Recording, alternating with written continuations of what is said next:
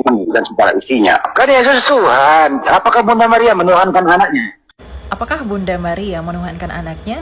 Sebelum kita menjamu pertanyaan tersebut, alangkah lebih baik dan adalah penting bagi kita untuk mengetahui beberapa hal yang berkaitan dengan pertanyaan tersebut. Oleh karena itu, mari kita kaji bersama. Dalam Lukas 1 ayat 46 hingga 55 pada konteks nyanyian pujian Maria, dengan jelas Maria berkata, "Jiwaku memuliakan Tuhan dan hatiku bergembira karena Allah juru selamatku."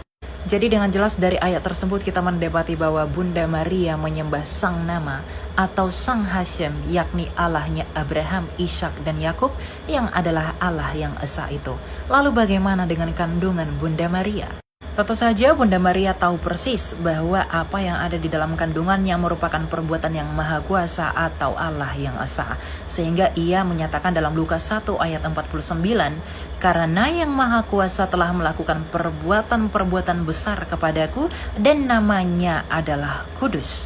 Bahkan di ayat 55 Bunda Maria persis mengetahui bahwa apa yang ada di dalam kandungannya merupakan Mesias yang dijanjikannya kepada nenek moyang mereka, yakni Abraham dan keturunannya.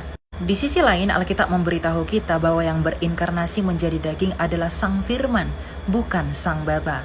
Artinya adalah ketika Sang Firman yang berhakikat Allah itu menjadi daging dan dikandung di dalam kandungan Bunda Maria, bukan berarti kerajaan sorga mengalami kekosongan, karena yang berinkarnasi bukanlah Sang Bapa, melainkan Sang Firman yang ia utus sendiri dan keluar dari dirinya. Dan tentu saja Bunda Maria mengetahui bahwa Sang Firman yang berinkarnasi menjadi daging melalui kandungannya itu berhakikat Allah. Sehingga ketika Yesus Kristus lahir di dunia ini, Bunda Maria pun menyembah Yesus. Hal ini dapat kita lihat pada peristiwa kebangkitan Yesus dalam Matius 28 ayat 9, di mana Maria Magdalena dan Maria yang lain menyembah Yesus.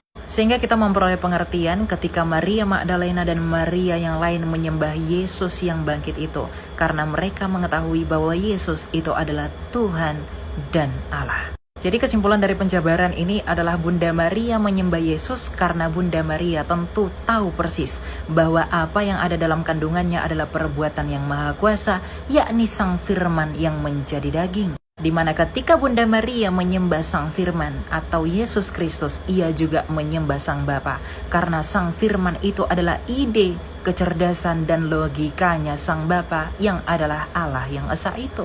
Dan sebagai catatan tambahan, tentu saja Bunda Maria tidak menuhankan darah dan daging Yesus Kristus, melainkan ia menuhankan hakikat keilahian dari Yesus Kristus yang pada mulanya adalah Sang Firman-Nya Sang Bapa Allah yang esa itu. Dan perlu diketahui bahwa yang dilahirkan Bunda Maria bukanlah hakikat keilahian atau ketuhanan Yesus Kristus, melainkan darah dan daging yang merupakan wujud inkarnasi dari Sang Firman itu.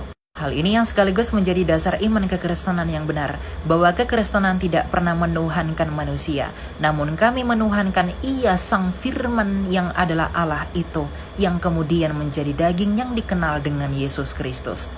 Tuhan memberkati Anda dan selamat hari Minggu.